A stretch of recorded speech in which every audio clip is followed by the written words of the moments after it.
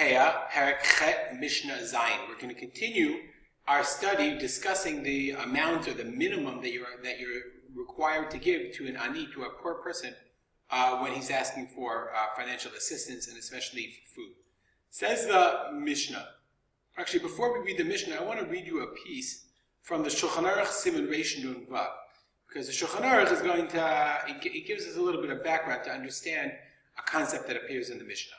Says the Shulchan Aruch, Kol ir sheyesh ba Yisrael, every city that has Jews in it, chayvin lahamid gabay tzedakah, anashim yidu'im v'ne'emanim. They have to appoint gabay tzedakah representatives, people who are known and reliable. Shim mechazvim legabot mikol echad mashu ra'yu liten.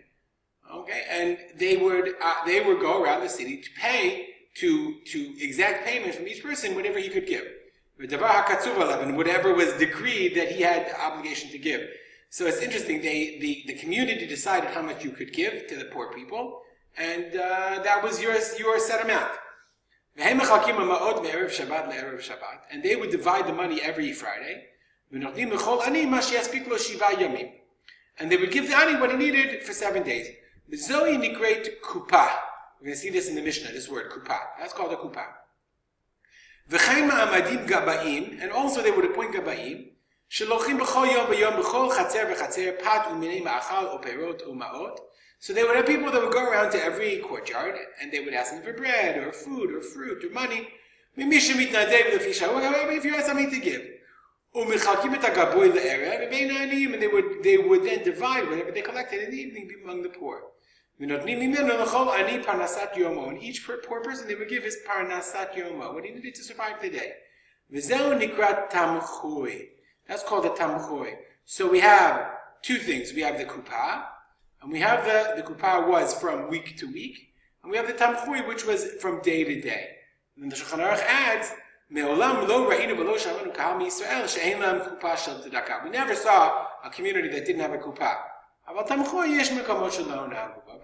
there were some people that didn't have that kind of custom.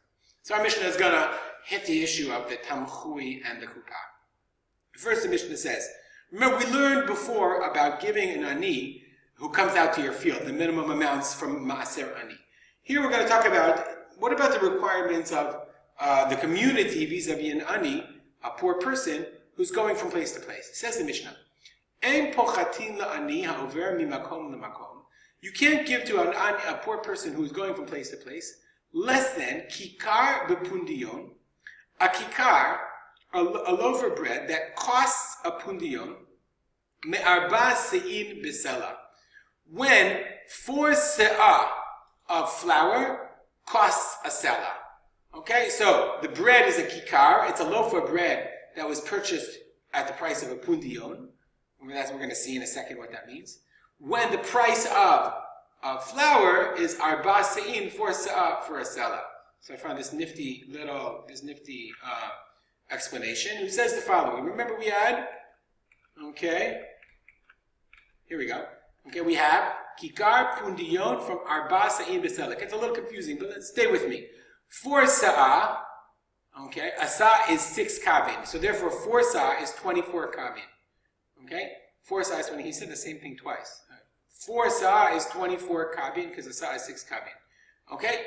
So therefore we know, here we have, arba se'in is 4 sa'ah is 24 kab. And what about the coins? How much are the coins? Okay, a selah is 4 dinarim, and each dinar is 6 ma'ot. So 1 selah is 24 ma'ot. So stick with me. 1 se'ah is 24 kabin. 1 selah is 24 ma'ot. So therefore, 1 kav is 1 ma'ah. Right? 1 kav, if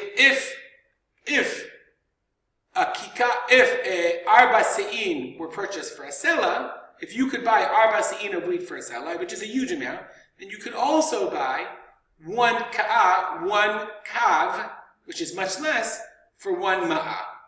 Everybody straight? 1 kav, you could buy 1 kav of wheat, you could buy for 1 ma'ah. Now a pundion, let's just get the Bartunura says, okay? Asim ba'arba kabin, asim ba'arba kav, ma'ayin, kav l'chol ma'ah. A ma'ah is shtei pundionim. So here, a pundion is half a ma'ah. So therefore, you could buy, if the price was half a ma'ah, okay, half of a ma'ah, then you could buy, therefore, Hariya Kikar, Shenihanimkar Bapundion, Hu Chatzi Kav. Then a pundion would buy a half a kav worth of flour. But, the Bartunura explains, that's at the rate of only flour. But the guy's got to buy, he's got to bake, he's got to grind, and whatever. That's grain. That's only the grain of a chatzi kav. So therefore, a pundion, he says, can't be a chatzi kav. Rather, it was rova kav bilvad. So therefore, a pundion at that price would buy you a piece of bread that's a rova hakav. Okay? So therefore, when you give him a piece of bread, you can't give him, the minimum you give him is a rova hakav, which is 6 kibetzim. If you didn't get that, go back and watch it again. But anyway, so therefore the minimum you give to an ani going from place to place is a kikar that costs a pundion. Okay, and a kikar that costs a pundion is when arba sa'in arasela, so then the amount of flour you could buy for a pundion is chatzi kav. So if you give flour, you would give him half a kav. If you give him a loaf of bread, it would be a loaf of bread that's a quarter of a kav, which is about 6 kibetzim. You have to give basically an ani a loaf of bread that's about 6 kibetzim. Lan, if he sleeps over, nodim la parnasatlina. You have to give him the amount that it will cost him. You have to give him room, board. Shabbat, if he stays over for Shabbat, nodim la mazon shalosh sudot. You give them the amount of food for 3 meals. Says the Mishnah. Now we get to our part where we talked about the tamchui and the kupa.